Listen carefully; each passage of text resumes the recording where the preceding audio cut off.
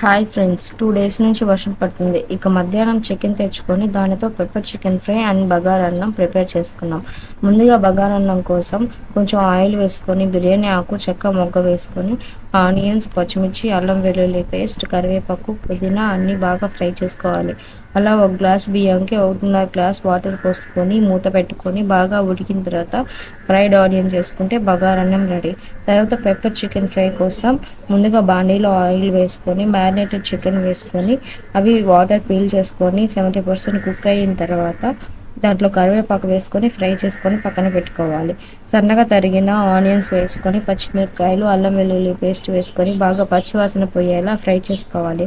తర్వాత తగినంత ఉప్పు, కారం, గరం మసాలా వేసుకొని ఫ్రై చేసుకున్న తర్వాత లాస్ట్లో పెప్పర్ పౌడర్ వేసుకుంటే అంతే, పెప్పర్ చికెన్ ఫ్రై రెడీ.